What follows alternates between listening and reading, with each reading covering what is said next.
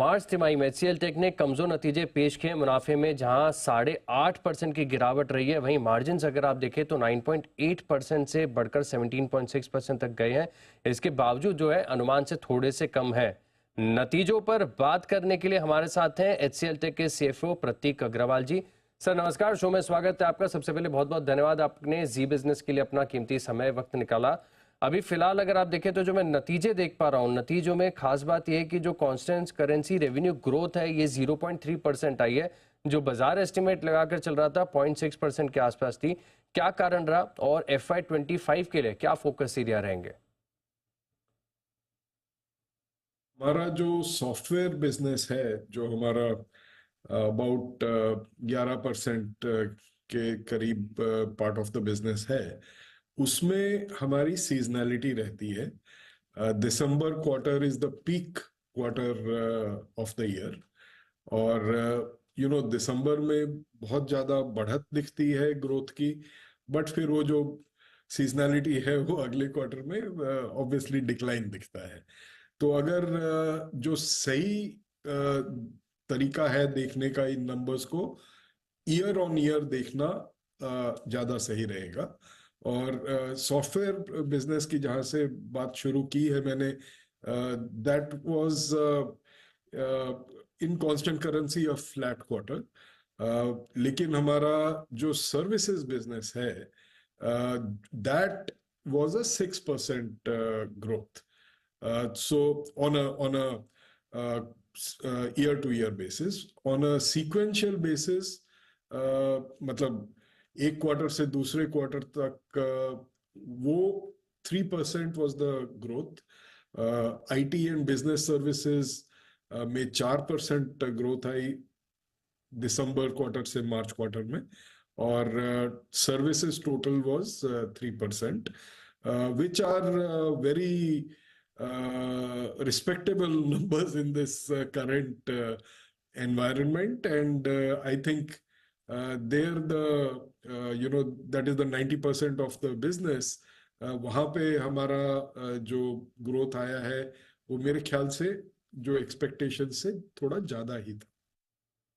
All right sir, लेकिन operating margin front की बात करें तो यहाँ पर अगर आप देखें तो आंकड़ा है 17.6% का, जो कि अगेन बाजार के अनुमान से कम है। क्या कारण रहा और इसको आगे सुधारने के लिए क्या कंपनी के प्रयास होंगे? क्वार्टर ऑन क्वार्टर अगर आप देखें तो इस जो हमारे जो नॉर्मल इंक्रीमेंट जो दिसंबर क्वार्टर में होने चाहिए थे वो इस बार मार्च क्वार्टर में हुए। उसके इम्पैक्ट, उसी का इम्पैक्ट कुछ 40-42 बेसिस पॉइंट्स था। उसमें से मतलब एक्चुअली हमने जुलाई में जो बोला था कि जो मिडिल और सीनियर लेवल मैनेजमेंट है उसको कोई इंक्रीमेंट नहीं दिया जाएगा। तो लेकिन हमारी ग्रोथ और परफॉर्मेंस ओवरऑल अच्छी रही, तो हमने 6 महीने बाद, मतलब जनवरी से 6 महीने बाद हमने उसको रिवाइज कर दिया। तो थोड़ा वो 20 पैसे 20 बेसिस पॉइंट एक्स्ट्रा रहा impact, which was I know not expected और not sort of publicly this thing. ये सब ड्यूरिंग द क्वार्टर हुआ। और थोड़ा वो सीजनैलिटी ये भी है कि इस क्वार्टर में हमारा वो world economic forum and a lot of other marketing and planning kind of quarter है, तो उसकी वजह से वो थोड़ा एक्सपेंसेस बढ़ा हुआ है और थोड़ा फॉरेक्स का भी हिट था, तो ये इसी वजह से है।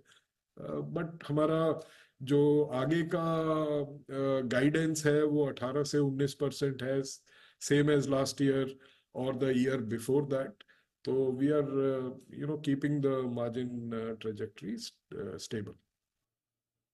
बिल्कुल, लेकिन सर रेवेन्यू गाइडेंस जो है 3 से 5% की, ये थोड़ी सी घटाई गई है। 6 से 8% का अनुमान था। इसके पीछे क्या रैशनल है? और जो एनवायरनमेंट की आप बात भी कर रहे हैं कि थोड़ा सा चैलेंजिंग है, इसमें इम्प्रूवमेंट का क्या स्कोप है?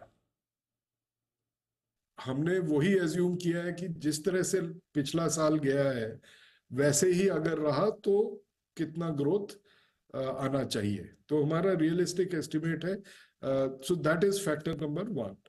दूसरा हमने जो इन्फॉर्म किया है ऑल्सो कि भाई एम जो जून क्वार्टर होता है, जो Q1 होता है, वो हिस्टोरिकली हमारा थोड़ा सा वीक रहता है, क्योंकि जो हमारे साल भर के कॉन्ट्रैक्ट होते हैं जो हमने पिछले कई सालों में साइन किए हैं और डिलीवर कर रहे हैं, उसमें जो एनुअल प्रोडक्टिविटी पासबैक होता है, जो प्राइस रीसेट होता है फॉर द होल वर्क, तो वो क्या है कि हम प्रोडक्टिविटी तो हर क्वार्टर जनरेट कर रहे होते हैं, बट साल में एक बार उसका फायदा कस्टमर को देते हैं, जो कि कॉन्ट्रैक्ट में पहले से लिखा हुआ है। तो वैसा एक लार्ज डील जो हमने पिछले साल मार्च में शुरू किया था, तो उसके 12-13 महीने खत्म हो गए। अब उसका उसका भी एडिशनल इम्पैक्ट है ऑफशोरिंग का। तो वो हमने पहले से बता दिया कि भाई अगला क्वार्टर थोड़ा बिल्कुल। मंदा रहेगा कंपैरेटिवली स्पीकिंग, सो दैट एक तरह से जो हम गाइडेंस दे रहे हैं 3 से 5% की, वो भी थोड़ा लोग समझ जाएं कि भाई वो किस लिए थोड़ी कम है एक्सपेक्टेशन से। और दूसरा कि भाई हम पहले से क्वार्टर शुरू होने से पहले या शुरू होते ही हम बता रहे हैं कि भाई अगले क्वार्टर में ये एक्सपेक्टेड है, सो दैट किसी को सरप्राइज नहीं होना चाहिए। जी बिल्कुल सर, शुक्रिया हमारे साथ जुड़ने के लिए और बेहतरीन तरीके से तिमाही नतीजे हमें विस्तार से बताने के लिए आपका बहुत बहुत शुक्रिया।